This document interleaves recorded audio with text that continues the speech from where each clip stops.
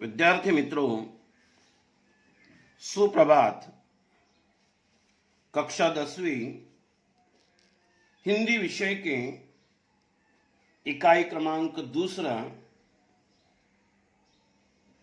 पाठ नंबर 9, जब तक जिंदा रहूं लिखता रहूं। लेखक विश्वनाथ प्रसाद तिवारी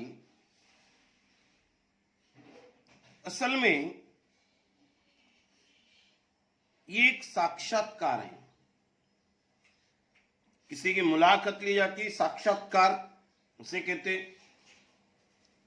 और साक्षात्कार लेखन ये हिंदी साहित्य की एक विधा और बड़ा महत्वपूर्ण अंग है। साक्षात्कार में प्रश्न उत्तर के माध्यम से किसी व्यक्ति से साक्षात्कार करता उसके कार्यों एवं जीवन के विविध पक्षों के बारे में समुचित जानकारी प्राप्त करता है। साक्षात्कार में व्यक्ति के बारे में हर प्रकार की जानकारी जो आईने में दिखाई देने वाली जो तस्वीर होती है, उस तस्वीर के समान एक झलकने लगती है। ऐसे ही जब तक जिंदा रहूं लिखता रहूं, इस साक्षात्कार में साक्षात्कार विश्वनाथ प्रसाद तिवारी इन्होंने हिंदी के प्रसिद्ध ऐसे लेखक अमृतलाल नागर से उनके साहित्य सृजन, उनका साहित्य, उनकी लेखन प्रक्रिया कैसी है, उनके समकालीन उस काल के साहित्यकार कौन कौन से थे, उस वक्त की तत्कालीन राजनीतिक एवं सामाजिक परिस्थितियां और उनकी कुछ प्रमुख कृतियां जो है, उनके बारे में तरह तरह के प्रश्न पूछे और उन्होंने भी बड़े बेहतरीन ऐसे उनको उत्तर दिए। तो यहां विश्वनाथ प्रसाद तिवारी इन्होंने हिंदी के एक राइटर लेखक अमृतलाल नागर जी, इनका साक्षात्कार लिया हुआ है। उसके लिए हम विस्तार से देखते हैं। पहला प्रश्न, तिवारी जी, नागर जी, मैं आपको अपने लेखन के आरंभ काल की ओर ले चलता हूं। जिस समय आपने लिखना शुरू किया, उस समय का साहित्यिक माहौल क्या था?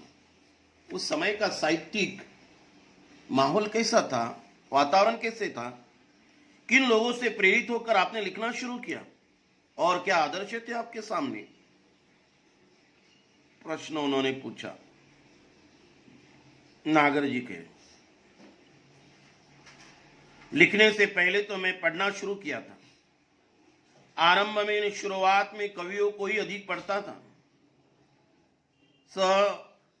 स्नेह जी, अयोध्या सिंह उपाध्याय की कविताएं ज्यादा पढ़ी मैंने। छापे का अक्षर मेरा पहला मित्र था। घर में 2 पत्रिकाएं मंगाते थे मेरे पितामह। पितामह मतलब दादा, पिता के पिता। तो ये पिता के पिताजी जो है वह कुछ पत्रिकाएं मंगाते थे। एक है सरस्वती और दूसरी गृहलक्ष्मी। उस समय हमारे सामने प्रेमचंद का साहित्य था, कौशिक का था। आरंभ में बंकिम के उपन्यास हमने पढ़े, शरद चंद्र को बाद में। प्रभात कुमार मुखोपाध्याय का कहानी संग्रह देशी और विलायती 1930 के आसपास वो हमने पढ़ा। 1930 के आसपास वो पढ़ने के बाद उपन्यासों में बंकिम के उपन्यास 1930 में पढ़ डाले। आनंदमठ देवी चौधरानी और एक राजस्थानी थीम पर लिखा हुआ उपन्यास उसी समय हमने पढ़ लिया था। असल में प्रश्न उनको किया गया था, आपके लेखन के आरंभ काल, जिस समय लिखना शुरू किया उस समय साहित्यिक माहौल क्या था, किन लोगों से प्रेरित हो गए थे, लिखना शुरू किया और क्या आदर्श थे आपके सामने। उन्होंने जवाब कुछ अलग दिया। वो कहते हैं कि लिखने के पहले मैंने अधिक पढ़ना शुरू। स्नेह जी, अयोध्या से उपाध्याय, इनकी कविताएं पढ़ी। उनके घर में 2 पत्रिकाएं आती थी, पितामह दादाजी मंगाते थे, सरस्वती, गृहलक्ष्मी, इनको मैंने पढ़ा। प्रेमचंद का साहित्य था, कौशिक का साहित्य था, बकीम के उपन्यास उन्होंने पढ़े, शरद चंद्र को उन्होंने उनके बाद पढ़ा। तो ढेर सारी ये देशी और विलायती 1930 में प्रभात कुमार मुखोपाध्याय का कहानी संग्रह उन्होंने पढ़ा। तो ये बकीम के उपन्यास उन्होंने 30 में पढ़ने शुरू किए। तो इन्होंने अपने पढ़ने की जानकारी इसमें दी। तिवारी जी क्या कहते, क्या यही लेखक आपके लेखन के आदर्श रहे? नहीं, कोई आदर्श नहीं, केवल आनंद था पढ़ने का। सबसे पहले कविता फूटी साइमन कमीशन के बहिष्कार के समय 1928 से 1929 में साइमन कमीशन का बहिष्कार किया गया था। साइमन गो बैक के नारे लगाए गए थे। उस समय उन्होंने शायद हिस्सा लिया। उस वक्त लाठीचार्ज हुआ था। उस अनुभव से मेरी पहली कविता फूटी।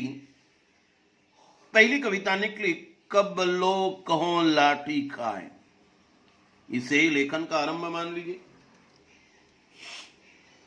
मतलब उस वक्त लाठी चार्ज हुआ और उस लाठी चार्ज का उनके मन पर इतना असर हुआ कि उन्होंने पहली कविता लिखी, कब लोग कहो लाठी खाए। इसे वो कहती कि लेखन का आरंभ मान लीजिए, शुरुआत मान लीजिए। तिवारी जी, इस घटना के बाद आप राजनीति की ओर क्यों नहीं गए? फिर नहीं गए क्योंकि पिताजी सरकारी कर्मचारी थे। 1929 के बाद मेरी रुचि बढ़ी, पढ़ने में भी और सामाजिक कार्यों में भी। लेकिन मेरी पहली कहानी छपी 1933 में, अपशकुन, अनिष्ट सूचक, उसका अर्थ होता है। तुम्हारे गोरखपुर के मन्नन द्विवेदी लिख रहे थे उन दिनों। चंडी प्रसाद रुदेश थे जिनकी लेखन शैली ने मुझे बहुत प्रभावित किया था।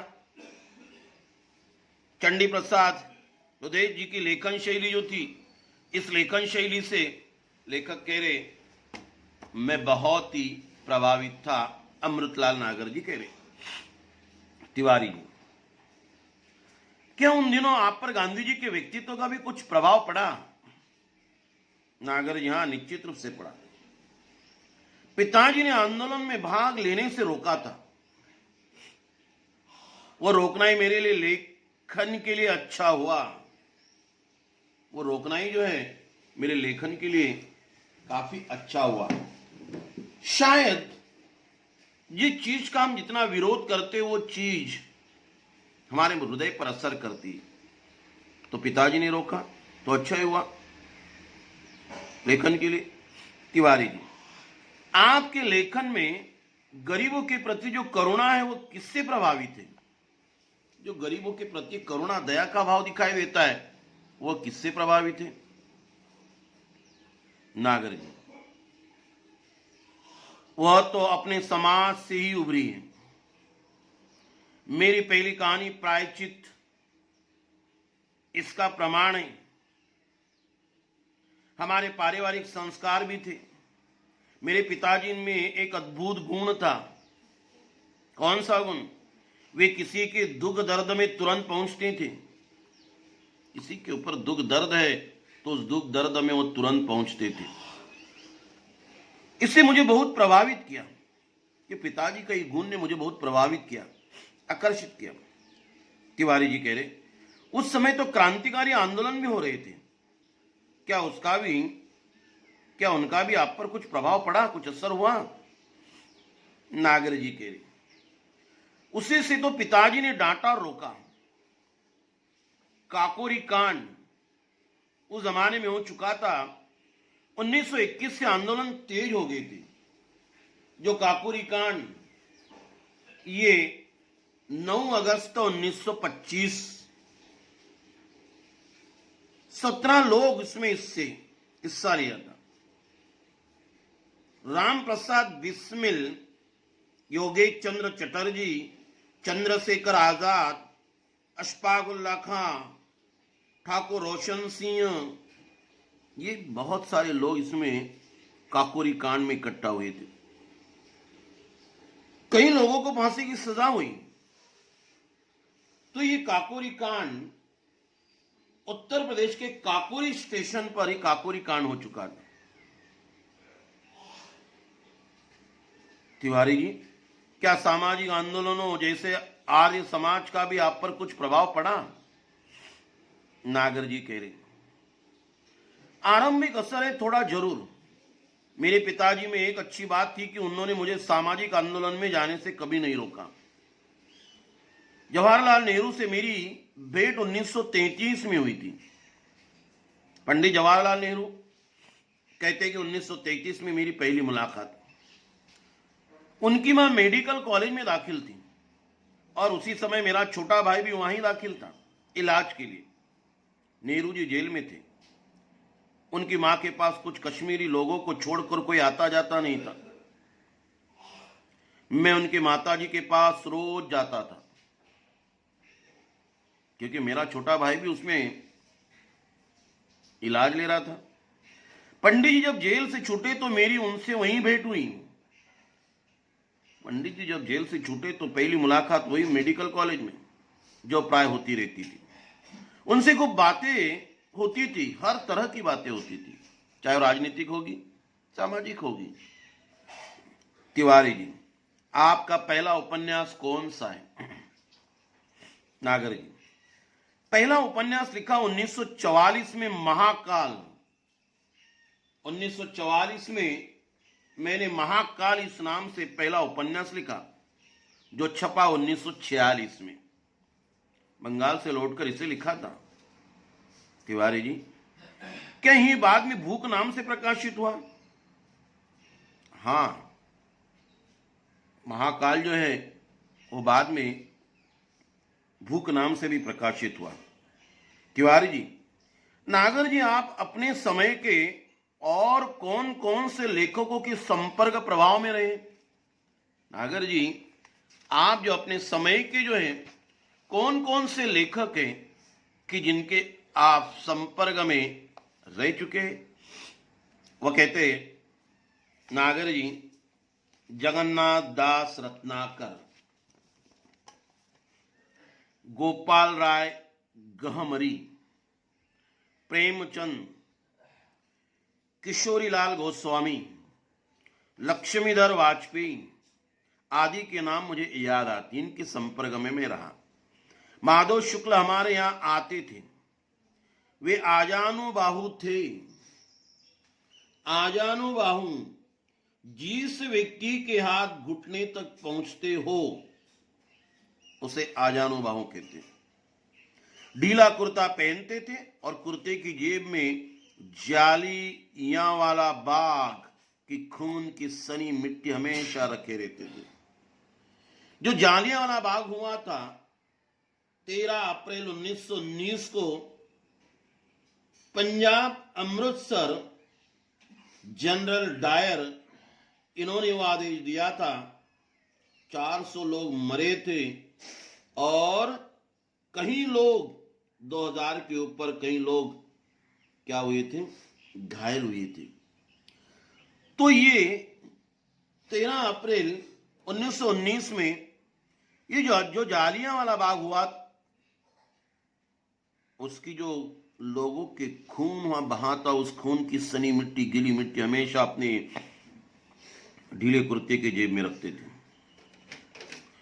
1931 से 37 तक मैं प्रतिवर्ष कोलकाता जाकर शरद चंद्र से मिलता रहा। उनके गांव भी मैं गया। तिवारी जी, पुराने साहित्यकारों में आप किसको अपना आदर्श मानते हैं? नागर जी, तुलसीदास को, जो मुझे घूटी में पिलाया गया। बाबा शाम को नित्य प्रति रोजाना रामचरितमानस मुझसे पढ़वा कर सुनते थे। श्लोक जबरदस्ती याद करवाते थे। बाबा जो रामचरितमानस मुझसे पढ़वा कर सुनते थे, मुझे पढ़ने के लिए कहते थे, वो सुनते थे, और जो श्लोक हैं वह श्लोक मुझसे याद करवाते थे। तिवारी जी कह रहे, नागर जी आपने खंजन नयन में सूरदास के चमत्कारों का बहुत विस्तार से वर्णन किया है, क्या इन पर आपका विश्वास है? नागर जी कहते, नेत्रहीनों के चमत्कार हमने बहुत देखे। नेत्रहीन, जिसको दृष्टि नहीं है, उनके चमत्कार तो हमने बहुत देखे। उनकी भविष्यवाणियां कभी कभी बहुत सच होती है। सूर्य पंचशती के अवसर पर काफी विवाद चला,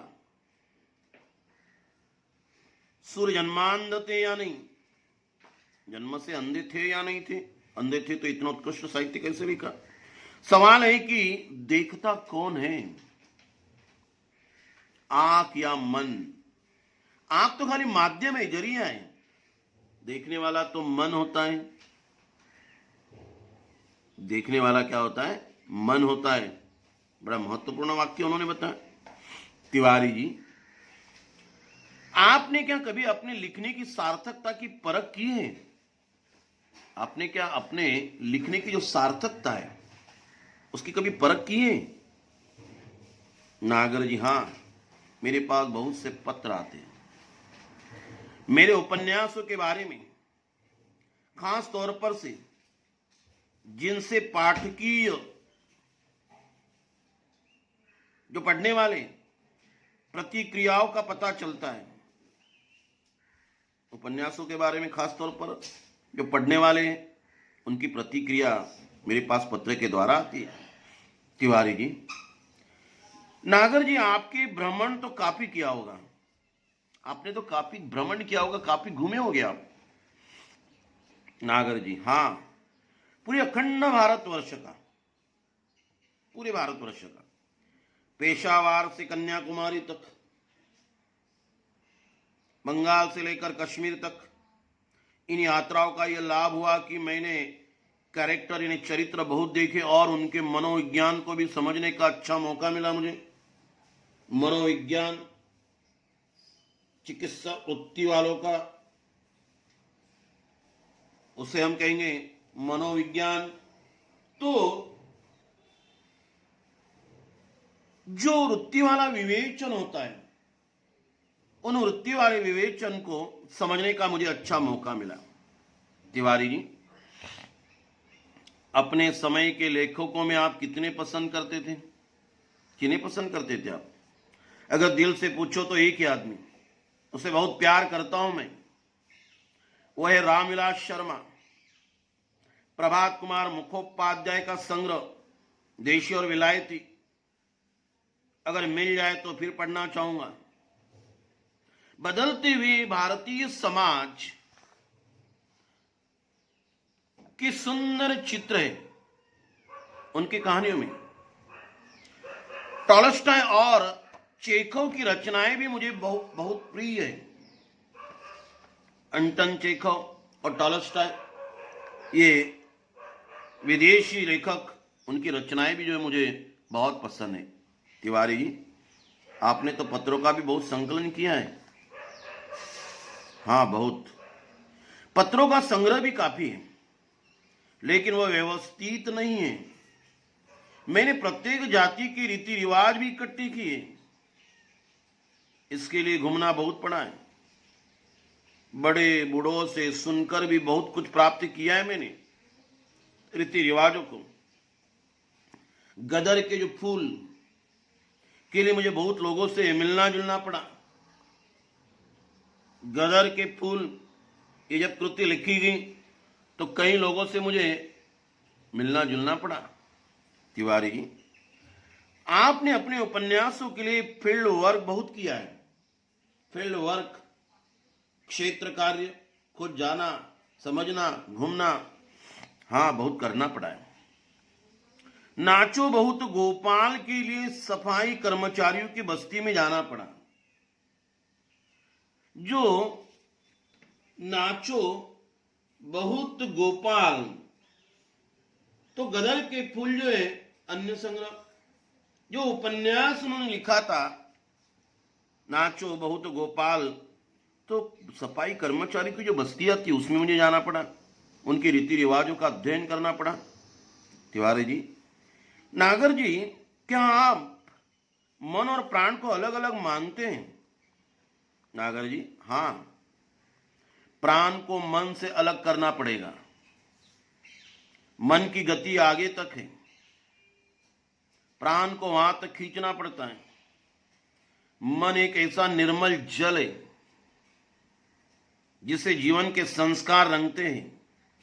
मन प्राण से ही सधता है। तिवारी जी, सूर में आपने मन को ही पकड़ा है। हां, सूर ने एक जगह लिखा है, मैं 10 दिशाओं में देख लेता हूं, मैं 10 दिशाओं में देख लेता हूं। जब पूरी प्राण शक्ति एक जगह केंद्रित होगी तो इंट्यूटिव आई बनाएगी। इंट्यूटिव आई अंतर ज्ञान मूलक,